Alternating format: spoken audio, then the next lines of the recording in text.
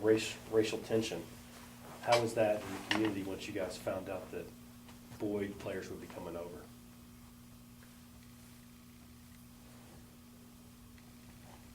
Really, we didn't have any connection with the high school teammates or any other black people really, except on just rare occasion. And so when we found out that they were coming over to play, we were still going to be able to play football, and that's what we were focused on. We didn't think about them being black and us being white. And when they came over to play, the first day, our team went out to meet their team, shook hands and got acquainted, and then we went back and we were circling up, and Dean told us to sit down, and he told us that you know, we were one team. We weren't a black team and a white team. We were the Bomber team, and we do things together. And then we had an exercise. Probably someone else has told you. A pig in the pen, that was mentioned, and that was Katie bar the door. It was wide open, and a lot of hitting, and we realized that there are a lot of really good black players that were excellent, and some of the guys said that the blacks realized that there were a lot of good players on the white team, so put them together and we were going to be a good team, and we were anticipating a good year. Was there any trepidation right at the beginning though, like I might lose my spot, you know, I might not start anymore, or any of that? I never heard anybody mention that. It was never an issue. Coach said he was going to put people in the position that he had selected, the individual who he thought would do a good job in that position. And he lined us up one at a time, and then that was the starting team until someone else took that place over, or there were a lot of substituting. You know, he used not just the first team. And one of the reasons he did that, and I'm sure, is he wanted to let everybody play, and we were usually way ahead of everyone. Being the quarterback, did you get to call any of your own plays, or everything called in from Dean? He let me call most of the plays, and when he thought something would really work in that situation, then he would send one of the players in to tell me. But he did that in every game, but the majority of the plays we'd gone over in practice, and so I just could select from the situation and the play and call the play myself. Did he have hand signals, or did he call out the play, or like when he would, or just send somebody in? Send somebody in. You were a running team for the most part. Right, because I was a passer and we ran better than I passed. But we had some other people throw the ball too. Lord Logan did once, several games. Yeah. So you guys lost to Lawton in the preseason, or in one of the exhibition games. Was there any, did you guys doubt what you were capable of then? Or was it because they were such a, you know, they were a bigger school, bigger players? They were a lot bigger school, and we didn't, you know, it was a game. We were going to play a game, and it was a scrimmage, a preseason scrimmage. And when we got over there, we had, you know, we knew that they were good because they had a long run of good teams, and they were much larger. But it didn't take us long to know that we could play with them and feel real comfortable about it. And so I don't know that we were beat. If we were beat, it was only by a small margin. We didn't, you know, they don't keep score in a scrimmage. I guess Coach Wild was saying, you know, he probably knew what the number of scores were on each team, but we held our own. If not that, we did better. And so we were pleased. It's funny because you've got all the newspaper articles as well, but going through it and before every game you go, this is probably the toughest team we're going to play all year. I don't know if we can, if we can hang with this team this week. It would seem like every single week, and then you guys would win 70-0 or 33-0 or whatever it was. Was it just a motivator for you guys, or just that was his personality? Well, the first question you asked me about Dean Wild saying things that would be a negative or not a braggadocious kind of thing, but rather a challenge, and that's what it was. So that's exactly what happened. He asked us, or he'd make a comment to challenge us, just so that we didn't get so cocky we couldn't play football because we were all full of ourselves, and it worked. Did the arrogance grow within the team, or did he keep it at bay? He must have kept it at bay because we weren't that arrogant. We just went out to play football, and we're glad we won. Mm-hmm. But it was just such a good, fun time, and we had such a good camaraderie in the team, blacks and whites together, that it was just a great experience. What about your family and girlfriends and things? How did they feel when you first combined? Was there trepidation from your family, or anything you personally dealt with? My mother worked for the Department of Human Services. We called it the Welfare Department back then. And when anything was said negatively about people that were poor or disadvantaged, or whether it was black or white or whatever it was, since my mother worked with these people all the time, she had a very supportive attitude about the situation that they were in, and I picked up on that. And she would say things to me about comments that were made, and put it in a more positive perspective. And so I never felt like criticizing anybody, whether they were black or white or red or what. And most of the team felt the same way. I guess they had that kind of home environment. I'm not saying nobody had a racial opinion, positive or negative, but it was not an issue. It just wasn't.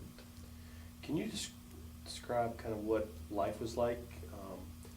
So you guys would win on Friday, say a home game. You win on Friday night. Was there a meeting place after the game, or did you guys just go home?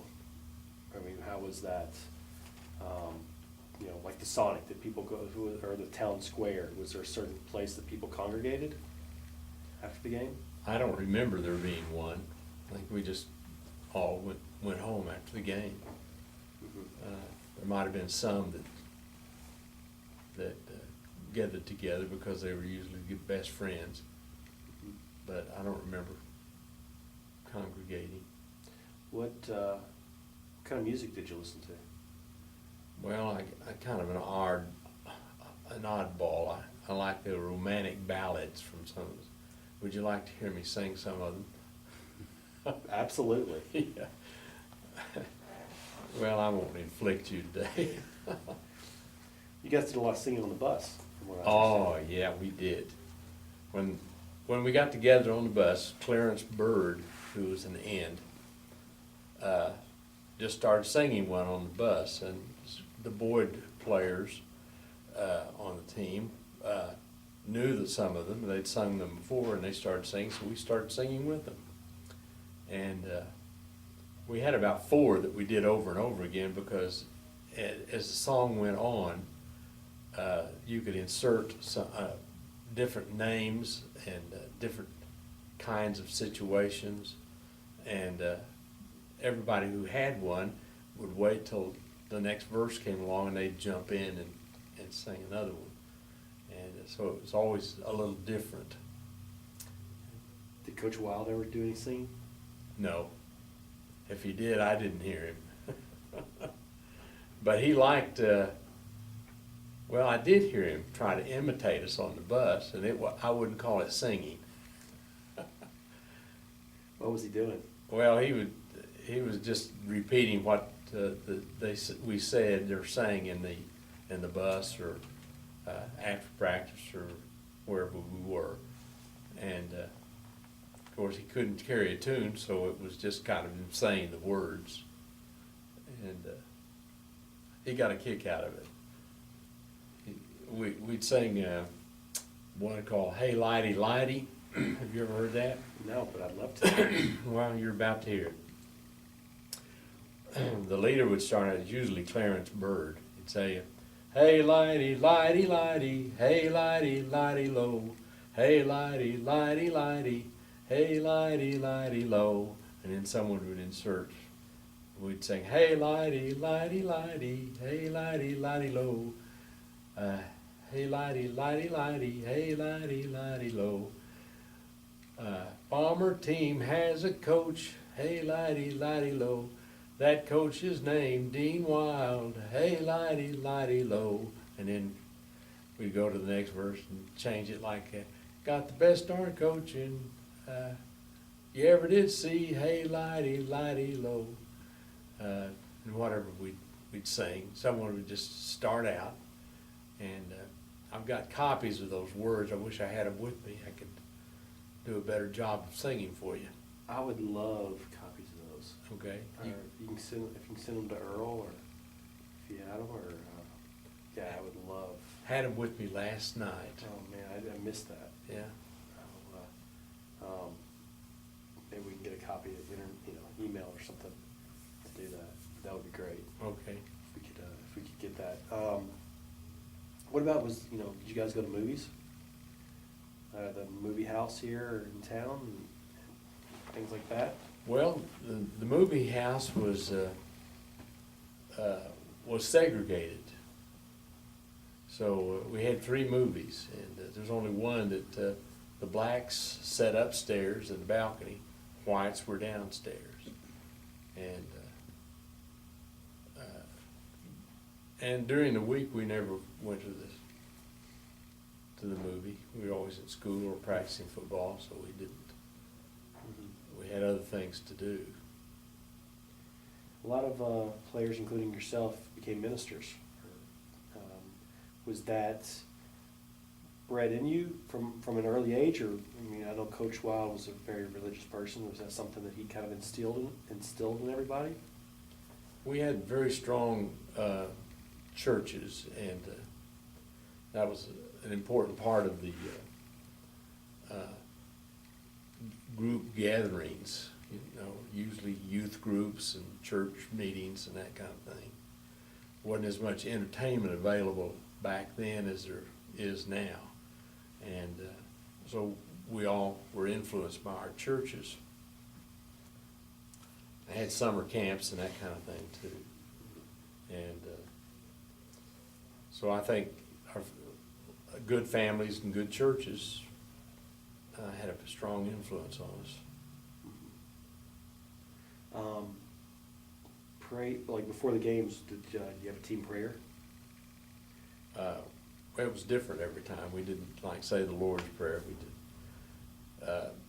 Now, I don't know what Danny would say about this, but he and I approached Dean Weil when he came and said, we're used to having prayer before the games. Would it be all right if we prayed?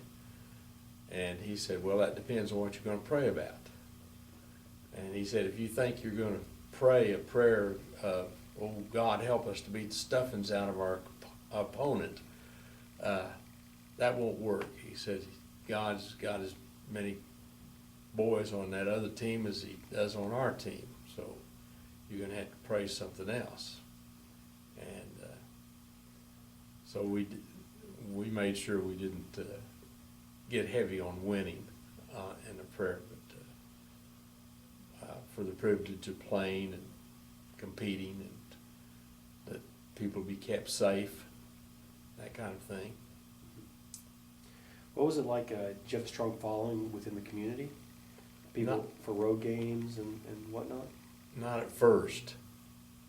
There were people in the community that were opposed to integrating the team. But Coach Wild had recruited some of the Boyd fellows that played, that ran in track. And so he went over and did that on his own. I don't think he asked anybody, he just did it. And went to a track meet and did really well.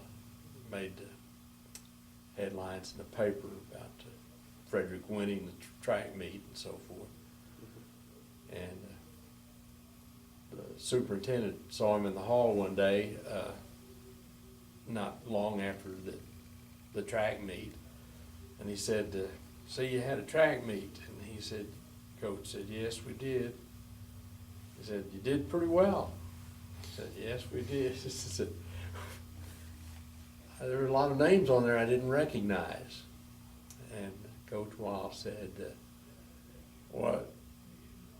They're your boys, why don't you know their names?" And turned around and walked off. Oh, that's funny. If you could describe the 56 team in one word, how would you describe it? Great team spirit. It's not one word. But what about Coach Wild? How would I describe him? Mm-hmm. It'd take me longer to describe him than it would the team, because he had his own mind about doing things, and he didn't ask permission to do a lot of things he did, and usually, even though it rubbed people the wrong way, if he did something like that, it was powerfully strong because it was the right thing. And I think a lot of our boys, all our teammates respected him for what he did. One final question. What did it mean to be inducted to the Hall of Fame? Well, it was a big surprise.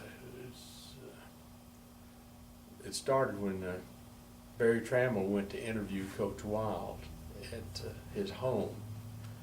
And Coach Wild had made quite a name for himself already. And Barry Trammell asked him if he had any news stories besides the one he told everywhere around the country about his relationship with Darrell Royal. And he said, I want to hear a different story. We've heard that one over and over. So he said, well, we had a real good ball club. The integration was an issue, and we did real well, won the state championship. You might be interested in some of the stories about that.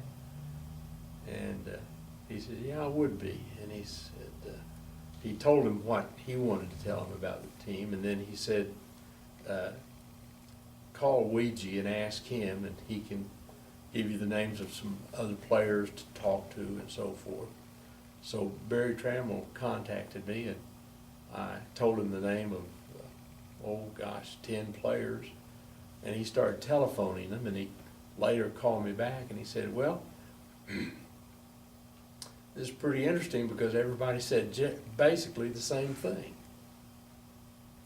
He said, I think I'd like to come down there and look at your school and where you practiced and all that. He said, can you arrange that? I said, sure. So he brought 2 other guys with him, and we met over at Lloyd's church, and he talked to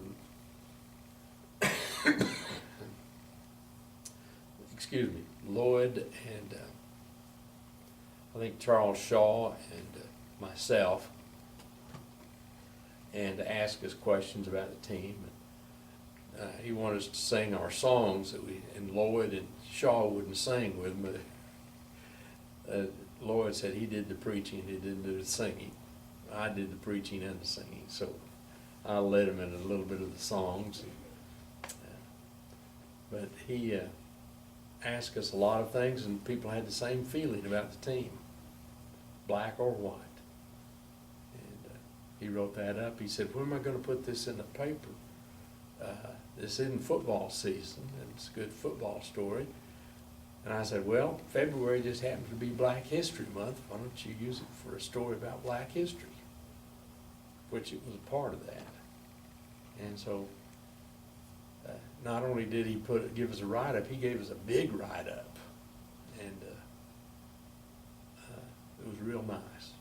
I have a real strong, good feeling about Barry Trammell. Yeah, that's what got Toby interested, was that article. Oh, really? Yeah. So, Weegie, I can't thank you enough for everything. Well, thank you for being Yeah. interested in this. I really appreciate it. Thank you very much. Thank you. Mhm. Yeah, it's, I'll walk off there. Thank you very much, sir. it's quite Hope an to honor see you for us guys to be here. again. Thanks, Weegie, appreciate it. Will we see you, or are you gonna do your dastardly deed and then? We'll probably be back. I mean, if this thing goes and we get it going the way we want to, we'll be back here Yep. doing something, you know. Okay. Might ask you for another interview. And this is all for research. We're trying to do a good job and record it well so we can use it if we need to sell the project. Well, I didn't get to tell you more about some of the negative things on the Black history element of this. And I told you my mother worked for the welfare department.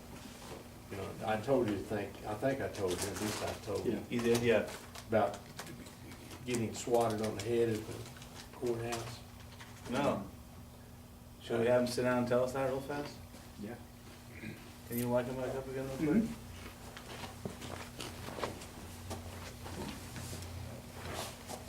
My mother was a great influence on me because she was very open to people, and, you know, race wasn't an issue for her. Mm-hmm. And Hold on one second. Okay, let's see. Okay, we're ready to go now. Okay. Yeah, so your mother? Can you say that again? Yeah. my mother was a big influence on me, and she was very open-minded, and she had a compassion for people. She was a welfare worker.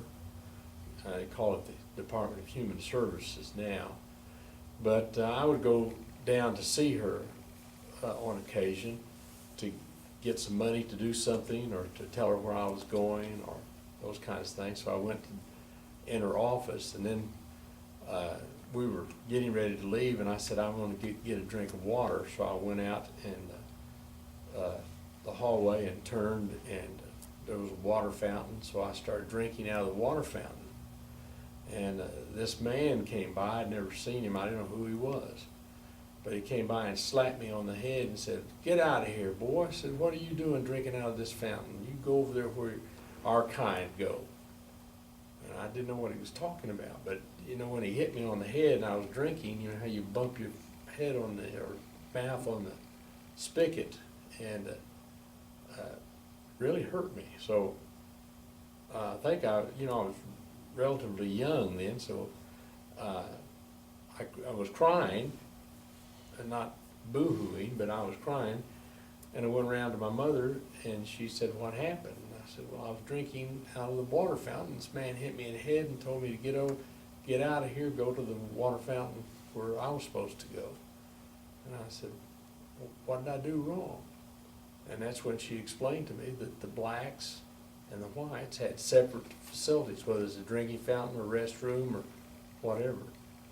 And that was a shock to me, because I never thought about it before. We had a lot of experiences among the white players and the black players where we didn't mix. We never thought anything about it. That's just the way it was. But there were some people, older people in the community, had deep feelings about race. And I remember the first game we were going to play, some of the men in town would see me someplace, and I had about 3 of them do this, come up and say, "You're not going to play football this year, are you?" And I said, "Yes, I'm going to play." And said, "Why?" And I said, "Because I want to play football." He said, "Well, you're not going to play with those blacks, are you?" And they didn't use the word black. And I said, "Sure I am." I said, "You can't do that." I said, "Well, I want to play football." Well, I found out other guys had the same experience, and it wasn't just the whites, but it was the blacks also.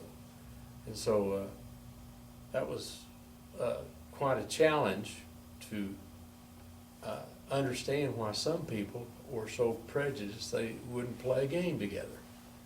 Did winning change any of that? Oh, yeah. Yeah, it did. People that had gone to football games in Frederick for years and had played football on Frederick's team in their high school years told me they weren't going to go because we had integrated the football team.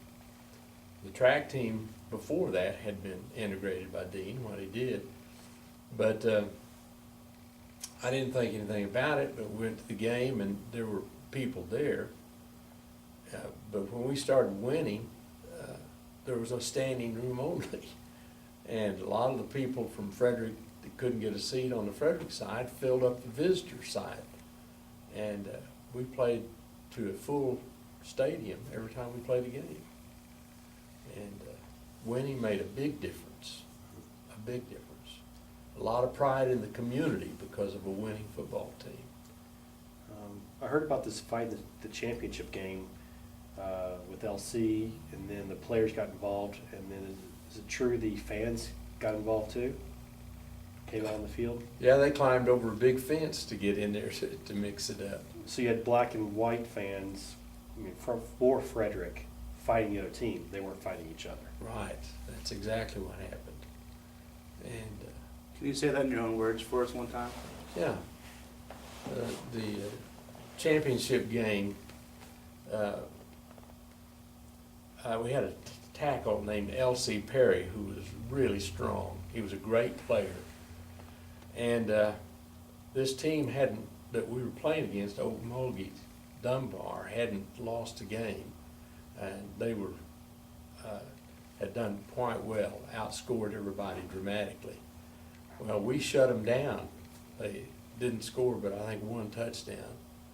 And they got, their feelings were hurt and they were angry. And so they attacked L.C. Perry, and that was the wrong one to tackle. So L.C. got embroiled in a fight, and then they piled on, and our team piled on, and we had a big brawl. And had fans climbing over a fence to get in there and help separate the players or maybe enter the fight. I don't know what they were doing. And I tell everybody I didn't know because I wasn't going to fight, and I went under the bleacher till the fight was over. Which is not true, but it makes, I like to put a pun in every once in a while. But Coach Wild, Charles Shaw is always saying that Coach Wild was out throwing more punches than anybody else. He was punching and pulling, trying to get people separated. It was a pretty good brouhaha. But at the end of the season, you guys, you weren't able to hold a banquet. Is that true? Yep, that's true. How did you celebrate? Did you hold your own banquet, or what did you do? Never gave it a thought. We didn't get together as a team, blacks or whites. We just were happy that we won, and that was enough for us. We didn't think about it. It never was an issue. I don't know why, but it seemed like our mentality was the same on black and white, and we didn't dwell on what wasn't done. We just enjoyed what we'd accomplished. And frankly, I think most of the players would say they never thought about it. But later when we found out that some of the adults thought about it and didn't want to do it, Coach Wild kept a lot of that from us. How long was it before, so after that championship game, when did you see these players again next? I mean, the Boyd players, was it next football season? Or did you guys ever see each other out in public? Yeah, if we did, we didn't have things that we'd do jointly like a team would. But, you know, after football was basketball, and after basketball was track, and they had already integrated the track team, so we were out playing games together, whatever it was. Not everybody played. Like, for instance, Coach Wild would let me run in track because I was one of the slowest ones. We had people that were very fast. So he hung a tire from the goalpost and had me go out and throw the ball and try to throw it through the tire.